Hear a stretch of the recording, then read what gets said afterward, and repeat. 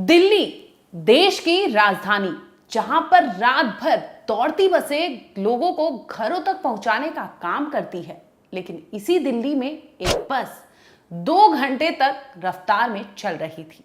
रात के 2 बजे एक चलती बस से एक महिला को लहूलुहान हाल में सड़क पर फेंक दिया जाता है, मेट्रो स्टेशन के करीब। चलती बस में लगभग 2 घंटे तक एक महिला के साथ दरिंदगी हो रही थी। 7 किलोमीटर की दूरी में यह बस घूमती रही, लगातार चक्कर मारती रही और अंदर बैठी जो महिला थी उसकी इज्जत लूटी जा रही थी। बारी बारी से उसमें 2 लोगों ने उस महिला को टारगेट किया और बस की रफ्तार दौड़ाते रहे।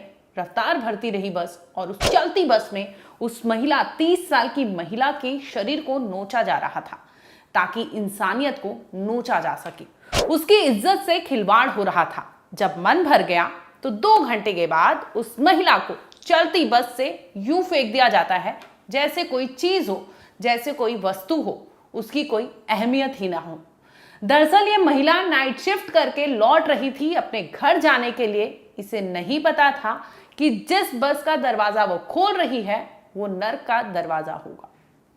क्या था पूरा मामला और देश की राजधानी में इतने बड़े अपराध को अंजाम देने के बाद कैसे आरोपी वहां से फरार रहे और कैसे एक बस में, चलती बस में 2 घंटे तक एक महिला की इज्जत लूटी जाती है, लेकिन किसी को कोई फर्क नहीं पड़ता। जब बस रुकती है, महिला को फेंका जाता है, महिला फोन करके सूचना देती है, तब पता चलता है कि उस महिला के साथ हुआ क्या था। आइए इस वीडियो में पूरी कहानी बताते हैं कि आखिर दिल्ली के नांगलोई के मेट्रो स्टेशन के करीब इस महिला को क्यों फेंका गया था, क्या थी पूरी कहानी और क्यों इस तरह के अपराध को खुलेआम आरोपी अंजाम देते हैं। स्वागत है आपका, आप देख रहे हैं क्राइम तक। मैं हूं अश्विनी सिंह। दरअसल मामला देश की राजधानी दिल्ली का है, इसलिए सवालों के घेरे में पुलिस अधिकारी भी आते हैं, कई लोग आते हैं इस तरह के, क्योंकि दिल्ली में आपको याद होगा निर्भया केस को अंजाम दिया गया था। वो भी ऐसे ही था जहां पर 6 आरोपियों ने चलती बस में एक लड़की के साथ गैंगरेप किया था। इसके बावजूद दिल्ली में अगर इस तरह के अपराध होते हैं या देश के कोई भी कोने में इस तरह के अपराध होते हैं तो सवालों के घेरे में लॉ एंड ऑर्डर जरूर आ जाता है। महिलाएं कहां सुरक्षित हैं?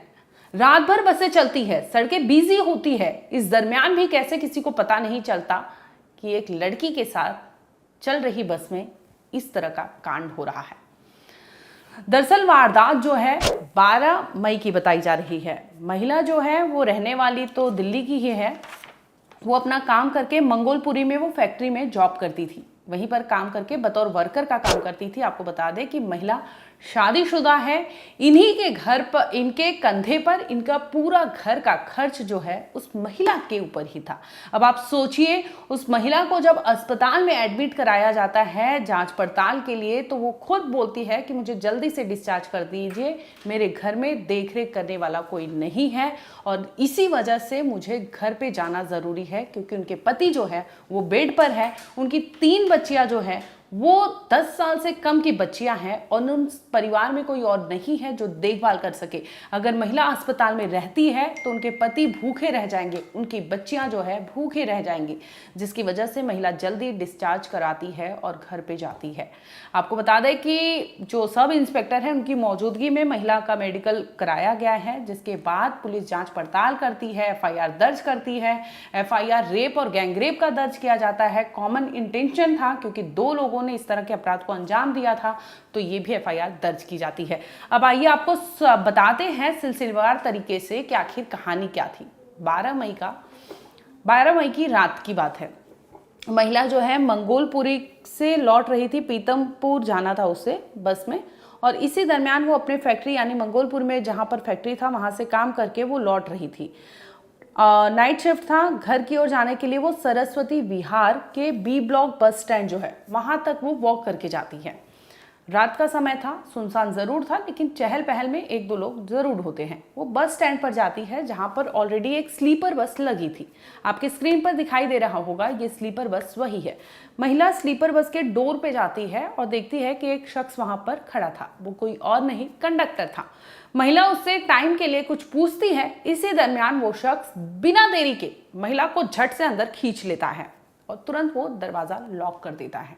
महिला चीख पुकार भी मचाती तो बाहर नहीं जा पाता, क्योंकि बस जो है एसी बस थी। एसी स्लीपर बस में आप समझ सकते हैं कि आवाजें कहां तक जा सकती हैं। इस तरह के बस में उस महिला को कैदी बनाया जाता है। जैसे ही डोर लॉक होता है, ड्राइवर को एक्शन के लिए कहा जाता है, रफ्तार में गाड़ी निकाल देता है वहां से। आपको बता दो, सरस्वती विहार से इस महिला को बस में किडनैप किया जाता है, जिसके बाद रफ्तार में बस वहां से निकलती है और लगभग 2 घंटे तक महिला उसी बस में कैद रहती है। ये बस 7 किलोमीटर की दूरी तय करती है और पहुंच जाती है नांगलोई मेट्रो स्टेशन के करीब। इसी दरमियान बारी बारी से उस महिला की इज्जत उस बस में, चलती बस में, दिल्ली की सड़कों पर खुलेआम हो रहा था, लेकिन किसी को भनक नहीं था। अब महिला के साथ जब जोर जबरदस्ती हो गई, उसे डांट फटकार कर के, धमकी देकर कि अगर तुमने किसी को बोला तो ठीक नहीं होगा, इस तरह की सारी चीजें कर कर आपको बता दो कि नांगलोई मेट्रो स्टेशन के बाहर महिला को फेंक दिया जाता है। महिला लहूलुहान हाल में उस सड़क पर मिलती है, आधे अधूरे वस्त्र में मिलती है। फौरन वो फोन घुमाती है नांगलोई पुलिस स्टेशन में, जहां पर मुकदमा जो है रेफर कर दिया जाता है। रानीबाग पुलिस स्टेशन के अंतर्गत ये मामला आता है। वहां पर एफआईआर दर्ज कराई जाती है। फौरन पुलिस हरकत में आती है और एफआईआर जो है बीएनएस की धारा 64(1), 70 पार्ट 1 और 3 पार्ट 5 इसके तहत मुकदमा दर्ज किया जाता है। और पुलिस जब जांच पड़ताल करती है, पूछताछ करती है, तो पता चलता है कि महिला ऑलरेडी मैरिड है और इनके पति जो है वो ट्यूबरकुलोसिस से वो जूझ रहे हैं, बेड पर हैं, और इस तरह से पूरे घर की जिम्मेदारी उस महिला के कंधे पर है। वो काम से लौट रही थी अपने घर जाने के लिए, लेकिन उसे नहीं पता था कि वो आज घर ना पहुंचकर पहुंचेगी अस्पताल और उन दरिंदों से मिलेगी उस दरमियान, जो दरिंदे उसे भेड़िए की तरह एक चीज समझकर उसकी इज्जत को, उसके शरीर को, उसकी रूह को नोच रहे थे, कचोट रहे थे, खींच रहे थे, घसीट रहे थे। जो भी आप कहिए वो कम होगा। उन दरिंदों ने चलती बस में लगभग 2 घंटे तक 7 किलोमीटर की दूरी में इस महिला को घुमाया और उसके साथ दरिंदगी करते रहे। एक के बाद एक, पहले कंडक्टर करता है, इसके बाद ड्राइवर करता है। इस तरह से उस खाली बस में 2 लोग होते हैं, 2 लोग मिलकर उस महिला की इज्जत लूटते हैं और वहीं महिला को फेंक देते हैं। फिलहाल आपको बता दें कि इस मामले में पुलिस ने बीएनएस की तमाम धाराओं के तहत मुकदमा दर्ज किया है। इसके साथ ही आरोपी, क्योंकि महिला ने जब बयान दिया है तो पुलिस ने जांच पड़ताल की, सीसीटीवी खंगाले और आखिरकार 2 आरोपी जो थे उन्हें गिरफ्तार करती है। और वो बस जो है उसमें जिस तरह की वारदात को अंजाम दिया, यानी गैंगरेप को अंजाम दिया गया, उस बस को भी पुलिस सीज कर लेती है। और इस दरमियान जो धाराएं दर्ज की गई है उसके बारे में बात कर लेते हैं। बीएनएस की धारा 64 पार्ट 1, यानी इसमें आपने अगर रेप किया है तो सजा हो सकती है, 10 साल की भी सजा हो सकती है, 10 से आजीवन कारावास की भी सजा हो सकती है, और इसके अलावा आपको जुर्माना भी देना पड़ सकता है, जो कि बीएनएस की धारा 64 पार्ट 1 कहती है।